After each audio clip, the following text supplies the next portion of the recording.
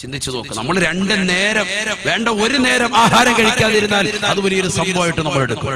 റമദാനിൽ തന്നെ പകലൊന്ന് നോമ്പ് പിടിച്ചു പോയി രാവിലെ സുബഹിക്ക് മുമ്പ് റാഹത്തായ നിലയിൽ വയറ് നിറച്ച് കഴിച്ചിട്ടുണ്ടെങ്കിൽ പോലും വൈകുന്നേരം ആകുമ്പോൾ സമയത്ത് ഭയങ്കര ധൃതിപ്പെടാൻ, നോമ്പ് തുറക്കാൻ വേണ്ടി ധൃതി വേണം. ഞാൻ അതല്ല പറയുന്നത്, മറിച്ച് എന്തോ വലിയൊരു സംഭവം നമ്മുടെ ജീവിതത്തിൽ നടന്നതുപോലെ. അള്ളാന്റെ റസൂലിന്റെ സ്വഹാബത്ത് ഒരു കാരക്കയുടെ ഒരു കീറുകൊണ്ട് നോമ്പ് പിടിക്കുകയും ആ കാരക്കയുടെ അതേ മറുകീറുകൊണ്ട് നോമ്പ് തുറക്കുകയും ചെയ്തിരുന്നു എന്ന ചരിത്രത്തിൽ കാണാം. നമ്മളൊന്ന് ചിന്തിക്കുക, അവരുടെ ജീവിതം നമ്മുടെ ജീവിതത്തിലുണ്ടോ? അവരുടെ ജീവിതം നമ്മുടെ ജീവിതത്തിലുണ്ടോ? പരിശുദ്ധ റബീഉൽ അവ്വൽ മാസം നമ്മൾ ഇന്ന് വിട പറയാൻ പോവാണ്. അല്ലാഹുവിന്റെ റസൂൽ സല്ലല്ലാഹു അലൈഹി വസല്ലം തങ്ങളെ സ്നേഹിക്കുന്ന, ആ പ്രവാചകരോട് അനുരാഗം വെച്ച് പുലർത്തുന്ന, ആ പ്രവാചകരോട് അകന്നാത്ത ആവേശത്തിൽ ഒരുമിച്ച് കൂടിയ എന്റെ പ്രിയപ്പെട്ട ചുറ്റുമൂലയിലുള്ള സഹോദരങ്ങളോട്, കരുനാഗപ്പള്ളിയുടെ ദേശക്കാരോട് എനിക്ക് ചോദിക്കാനുള്ളത്, നമ്മൾ ആ പ്രവാചകരോട് സ്നേഹം എത്രത്തോളമാ വെച്ച് പുലർത്തുന്നത്? എങ്ങനെയാ പ്രവാചകരെ സ്നേഹിക്കുന്നത്? സത്യത്തിൽ നമസ്കാരം ക്രിയാത്മകമില്ല, ദാനധർമ്മങ്ങളില്ല, നമ്മുടെ ജീവിതത്തിൽ പിന്നെ എന്താണുള്ളത്? ഒന്ന് മാത്രമുണ്ട്, ഉറക്കെ പറയാൻ, ആ പ്രവാചകനോടുള്ള സ്നേഹം. ഇല്ലേ? നമുക്കില്ലേ? എന്താ ഒന്ന് ഉറക്കെ പറഞ്ഞോടെ? ഇൻഷാ അല്ലാഹ് അല്ലാഹുവിന്റെ റസൂലിനെ സ്നേഹിക്കുന്നു നമ്മുടെ ഈ സദസ്സ്.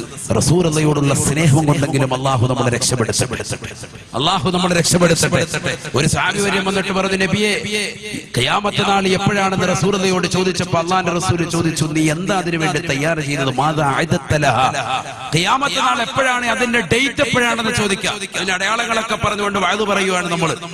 അല്ലാഹുവിന്റെ റസൂൽ അങ്ങനെ പറഞ്ഞു കൊടുത്തുകൊണ്ടിരിക്കുമ്പോൾ ഒരു സഹാബി വന്നിട്ട് ചോദിച്ചു, അല്ലാഹുവിന്റെ റസൂലേ, ഖിയാമത്ത് നാളിന്റെ ഡേറ്റ് എപ്പോഴാ? ഡേറ്റ് എന്ന് പറഞ്ഞു അല്ലാഹുവിന്റെ റസൂൽ ചോദിച്ചു, മാദാ അഅദത ലഹാ, നീ എന്താണ് അതിനു വേണ്ടി തയ്യാർ ചെയ്തിട്ടുള്ളതെന്ന് ചോദിച്ചപ്പോൾ അദ്ദേഹം പറഞ്ഞു, ഇന്നി ഉഹിബ്ബുല്ലാഹ വ റസൂല, ഞാൻ അല്ലാഹുവിനെയും അവന്റെ റസൂലിനെയും പ്രിയം വെക്കുന്നു. ആ സ്വഹാബി വരെ പറയാം. അല്ലാഹു കൂട്ടത്തിൽ നമ്മൾ ഉൾപ്പെടുത്തുമാറാവട്ടെ. ഞാൻ എന്റെ നമസ്കാരങ്ങൾ കൃത്യമായി കൊണ്ടുപോകുന്നുണ്ട്, നോമ്പ് പിടിക്കുന്നുണ്ട്, സക്കാത്തുകൾ കൊടുക്കുന്നുണ്ട്, ഹജ്ജ് ഞാൻ ചെയ്തിട്ടുണ്ട്. പക്ഷേ അതോടൊപ്പം തന്നെ ഞാൻ ആദ്യം കൊണ്ടു നടക്കുന്നത് ഒന്ന് മാത്രമേ ഉള്ളൂ, അല്ലാഹുവിനോടും അവന്റെ പ്രിയപ്പെട്ട പ്രവാചകനാകുന്ന മുഹമ്മദ് റസൂലുള്ളാഹി സല്ലല്ലാഹു അലൈഹി വസല്ലമ തങ്ങളോടുള്ള അടങ്ങാത്ത സ്നേഹമാണ്, അടങ്ങാത്ത താല്പര്യമാണ് എന്ന് പറഞ്ഞപ്പോ അല്ലാഹുവിന്റെ റസൂൽ സല്ലല്ലാഹു അലൈഹി വസല്ലമ തങ്ങൾ പറഞ്ഞു, അൻത മഅമൻ അഹബ്ബ മഹ്ബബത, നീ ആരെ ഇഷ്ടപ്പെട്ടോ, ആരെ താല്പര്യം വെച്ചോ അവരോടൊപ്പമാണ് നീ എന്ന് മുഹമ്മദ് റസൂൽ അല്ലാഹു അതോടൊപ്പം നമുക്ക് നൽകി അനുഗ്രഹിക്കുമാറാവട്ടെ. അല്ലാഹുവിനെയും അവന്റെ റസൂലിനെയും പ്രിയം വെക്കുക, അതാണ് ഈ സദസ്സിലൂടെ നമ്മൾ നേടിയെടുക്കുന്നത്. നമ്മുടെ ജീവിതത്തിൽ എന്നെന്നും ഉപകാരപ്പെടുന്ന ഒരു അമലായി പ്രവാചകരോടുള്ള സ്നേഹം നമ്മൾ കടങ്ങാതെ പടച്ച റബ്ബ് നൽകി അനുഗ്രഹിക്കുമാറാവട്ടെ. ബഹുമാനപ്പെട്ട സയ്യിദുനാ ഉമർ ഇബ്നുൽ ഖത്താബ് റളിയല്ലാഹു തആല അൻഹു അല്ലാഹുവിന്റെ റസൂലിന്റെ അടുക്കലേക്ക് കടന്നു ചെന്നപ്പോ, റസൂലുള്ളാഹിയുടെ അടുക്കലേക്ക് വീട്ടിലേക്ക് കടന്നു ചെന്നപ്പോ അല്ലാഹുവിന്റെ റസൂൽ ഒരു പായിൽ അങ്ങനെ റസൂലുള്ള എണീറ്റിരുന്നു. റസൂലുള്ളാഹിയുടെ ശരീരത്തിലേക്ക് നോക്കിയപ്പോ ആ കടന്നതാകുന്ന ഈന്തപ്പന ഓല വിരിച്ചതാകുന്ന പായയുടെ അടയാളങ്ങൾ റസൂലുള്ളാഹിയുടെ ഭൂമേനിയിൽ സുന്ദരമായ ശരീരത്തിൽ അടയാളം ചെയ്തിട്ടുണ്ട്. നമുക്കറിയാം, പഴയ പാവിരിച്ച് കിടക്കുന്ന ഒരു സമ്പ്രദായം പഴയ തലമുറക്കാർക്കറിയാം.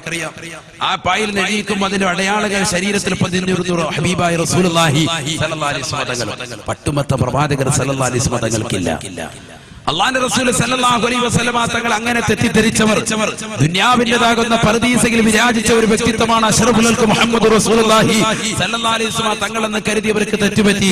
റസൂലുള്ളാഹി സല്ലല്ലാഹു അലൈഹി വസല്ലം തങ്ങൾ എണീറ്റിരുന്നു. ഹഫ്സ ബീബി റളിയല്ലാഹു തആലയുടെ വീട്ടിലുള്ളത് അല്ലാഹുവിന്റെ റസൂലിന്റെ പ്രിയപ്പെട്ട ഭാര്യയാണ്, ഉമർ ഇബ്നുൽ ഖത്താബ് തങ്ങളുടെ മകളാണ്. അതുകൊണ്ട് തന്നെ അടുക്കളയിലേക്ക് ബഹുമാനപ്പെട്ട ഉമർ ഇബ്നുൽ ഖത്താബ് തങ്ങൾ പോയി നോക്കി. അടുക്കളയിൽ പോയി നോക്കിയപ്പോ അവിടെ കാണാൻ കഴിയുന്ന തൊലി ഗോതമ്പിന്റെ അല്പം റൊട്ടി മാത്രമാണ് കാണുന്നത്. ഏതാനും അല്പം തൊലി ഗോതമ്പ് മാത്രമായാണ് ഇവിടുന്ന് കാണുന്നത്. ഇത് കണ്ടുകൊണ്ട് കരഞ്ഞുകൊണ്ട് മഹാനായ ഉമർ ഇബ്നുൽ ഖത്താബ് റളിയല്ലാഹു തആല അൻഹു അല്ലാഹുവിന്റെ റസൂലിനോട് വന്നിട്ട് ചോദിച്ചു, യാ റസൂലല്ലാഹ്, കിസ്റാ وكيسر ينامان على فراش حرير وأنت رسول الله. ഹബീബായ നബി സല്ലല്ലാഹു അലൈഹി വസല്ലമ തങ്ങളെ കിസ്റയുടെയും കൈസറിന്റെയും കോട്ടകൊത്തകങ്ങൾ പിടിച്ചടക്കിയതാകുന്ന ആളുകൾ സുന്ദരമായിട്ട് കഴിയുകയാണ്. ക്രൈസ്തവരാകുന്ന ആളുകൾ സന്തോഷത്തോടുകൂടി കഴിയുകയാണ്. അവർക്ക് എത്ര റാഹത്തായ ജീവിതമാണ് നബിയെ. അവർ പട്ടുമെത്തയിലാണല്ലോ വസിക്കുന്നത് നബിയെ. വഅൻത റസൂലുള്ളാഹ് അവിടുന്ന് കാരുണ്യത്തിന്റെ കരസ്പർശം കൊണ്ട് മാലോകരുടെ മനതലങ്ങളെ മദീനയിലേക്ക് മാടി വിളിക്കുന്നവരല്ലയോ. അവിടുത്തെ അവസ്ഥ ഇതാണ്. പട്ടുമെത്ത് അവിടുത്തേക്കില്ല, കഴിക്കാൻ ഭക്ഷണമില്ല, കുടിക്കാൻ കുടിനീരുകളില്ല. എന്തൊരു ദാരിദ്ര്യമാണ്, ദാരിദ്ര്യമാ. വഅൻത റസൂലുള്ളാഹ് ഇതങ്ങോട് പറഞ്ഞുകൊണ്ട് ബഹുമാനപ്പെട്ട ഉമർ ഇബ്നുൽ ഖത്താബ് റളിയല്ലാഹു തആല അൻഹു അല്ലാഹുവിന്റെ റസൂലിന്റെ മുന്നിൽ വെച്ചുകൊണ്ട് പൊട്ടിക്കരഞ്ഞുകൊണ്ടിരിക്കുമ്പോ റസൂലുള്ളാഹി തോളോട് കൈ ചേർത്ത് വെച്ചുകൊണ്ട് പറയുകയാ, യാ ഉമറോ, അല്ലയോ ഉമറേ, ഉമറേ, ഉലൈക ഖൗമൻ ഉജ്ജിലത ലഹും ദുനിയാ. ഈ ഭൗതികമാകുന്ന ജീവിതമാണ് അല്ലാഹു സുബ്ഹാനഹു വ തആല അവർക്ക് നൽകിയിട്ടുള്ളത്. അവർക്ക് അല്ലാഹു സുബ്ഹാനഹു വ തആല കൊടുത്തിട്ടുള്ളത് ദുന്യവിയായ ജീവിതമാണ്, ജീവിതമാണ്. കിസ്റയുടെയും കൈസറിന്റെയും രാജാക്കന്മാർക്ക് പണപളപ്പിൽ വിരാജിക്കുന്നതാകുന്ന വ്യക്തികൾക്ക് അല്ലാഹു സുബ്ഹാനഹു വ തആല കൊടുത്തിട്ടുള്ളത് ഈ ദുന്യാവ് മാത്രമാണ്, ദുന്യാവ് മാത്രമാണ്. വലനൽ ആഖിറ, വലനൽ ആഖിറ, നമുക്ക് ആഖിറത്തിലെ വിജയമാണ് വേണ്ടതെന്ന് സയ്യിദുനാ റസൂലുള്ളാഹി. എന്റെ ശബ്ദം ശ്രവിക്കുന്ന പ്രിയപ്പെട്ട സഹോദരങ്ങളെ, എന്റെ പ്രിയപ്പെട്ട ഉമ്മമാരെ, നമ്മുടെ വീട്ടിലേക്ക് വാപ്പ കൊണ്ടുവരുന്നതാകുന്ന ആഹാരങ്ങൾ, നമ്മുടെ പ്രിയപ്പെട്ട ഭർത്താക്കന്മാർ കൊണ്ടുവരുന്ന പൊതികൾ കണ്ടിട്ട് അവരെ നമ്മൾ സ്നേഹിക്കരുതേ, സ്നേഹിക്കരുതേ. പാവപ്പെട്ട ഉപ്പ പ്രവാസ ലോകത്ത് കഷ്ടപ്പെടുകയാണ്, നമുക്ക് വേണ്ടിയാണ് അന്നം തേടി പോയിട്ടുള്ളത്. നമ്മുടെ പ്രിയപ്പെട്ട ഭർത്താവ് നമുക്ക് വേണ്ടിയാണ് കഷ്ടപ്പെടുന്നത്. ആ ഭർത്താവിനെ നമ്മൾ മറക്കരുതേ പെണ്ണെ.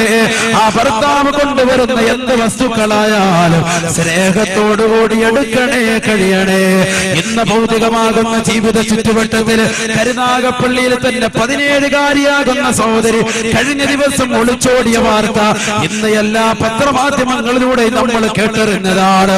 എന്റെ പ്രിയപ്പെട്ട സഹോദരങ്ങളെ, 17ന്റെ നിറകുടകളാകുന്ന സഹോദരിമാര്, പ്രസ്തുവിനെ വിളിക്കുന്നതാകുന്ന സഹോദരിമാര് സ്വന്തം ബാപ്പയെ ഉമ്മയെ മറന്നിട്ട്, സ്വന്തം സഹോദരങ്ങളെയും കൂടപ്പിറപ്പിനെയും മറന്നിട്ട് ഇന്നലെ കണ്ടതാകുന്ന കാമുകന്മാരോടൊപ്പം ഇതര സമുദായത്തിലെ ചെറുപ്പക്കാരോടൊപ്പം ഒളിച്ചോടിക്കൊണ്ടിരിക്കുന്ന ഈ കലുഷിതമാകുന്ന അന്തരീക്ഷത്തിൽ നമ്മുടെ വാപ്പയും ഉമ്മയോടുള്ള ബാധ്യതകൾ മറക്കരുതേ, മറക്കരുതേ. നമ്മുടെ വാപ്പയും ഉമ്മയും നമുക്ക് നൽകിയ സ്നേഹം ഒരിക്കലും മറന്നു പോകരുതേ. പെങ്ങളെ, പെങ്ങളെ, 18 വയസ്സ് വരെ നിന്റെ ജീവിതം മുഴുവനും ഏറ്റെടുത്തതാകുന്ന നിന്റെ വാപ്പ, ആ വാപ്പയുടെ സ്നേഹം നീ അറിയാതെ പോകരുതേ. നീ കൊച്ചുനാളിലായത് മുതൽ നിനക്ക് മലയൂട്ടിൽ വന്നിരിക്കുന്ന പ്രിയപ്പെട്ട ഉമ്മ, നിനക്ക് ഭക്ഷണം നൽകുന്ന പ്രിയപ്പെട്ട മാതാപിതാക്കൾ, അവരുടെ സ്നേഹവും ലാളനയും നീ അറിയാതെ പോകരുതേ, മനസ്സിലാക്കാതെ പോകരുതേ.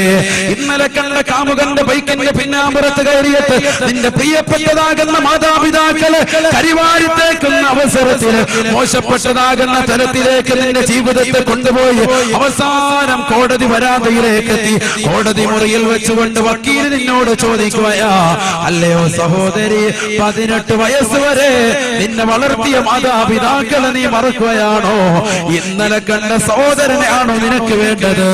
അഭിഭാഷകന്റെ മനസ്സിൽ തിറക്കുന്ന ചോദ്യത്തിന് മുന്നിൽ പോലും പതറാതെ ചിതറാതെ മോശപ്പെട്ടതാകുന്ന വാക്ക് പറഞ്ഞുകൊണ്ട് ഈ വാപ്പയും ഉമ്മയും എന്നെ സ്നേഹിച്ചിട്ടില്ല, ഇവരെന്നോട് സ്നേഹം വെച്ചിട്ടില്ല എന്ന് പറഞ്ഞുകൊണ്ട് അല്ലാഹുവിന്റെ ഖുർആനിനെ തെറിവിളിച്ചുകൊണ്ട് പരിശുദ്ധ ഹദീസുകളെ മാറ്റിവെച്ചുകൊണ്ട് ആ വാപ്പയും ഉമ്മയെ മറന്നുകൊണ്ട് ചെറുപ്പക്കാരന്റെ കൂടെ ഇറങ്ങിപ്പോകുന്ന പെങ്ങളെ, ഈ ദുന്യവിയായ ജീവിതം മാത്രമല്ല, നിനക്കൊരു പാരത്രിക ജീവിതമുണ്ട്, ഓർക്കണേ. ചിറ്റുമൂലയുടെ മണ്ണെന്ന് പറയുന്നത് ആത്മീയമാകും ഉന്നമനം കിട്ടിയ മണ്ണാണ്. പഴയ കാലഘട്ടം മുതലേ തന്നെ ഉലമാക്കൾ വന്നുകൊണ്ട് വാഴ പറഞ്ഞിട്ടുള്ള മണ്ണ് മണ്ണാണ്, ആത്മീയ മേഖലയിൽ ഉല്ലസിച്ച മണ്ണാ. അതുകൊണ്ട് തന്നെ ഓർമ്മപ്പെടുത്തുകയാണ്, നമ്മുടെ നാടിനെ കളങ്കപ്പെടുത്തരുതേ, ഈ നാടിന്റെ ഐശ്വര്യത്തെ ഇല്ലാതാക്കരുതേ. നമ്മുടെ പ്രിയപ്പെട്ട ഭർത്താവ്, നമ്മുടെ പ്രിയപ്പെട്ട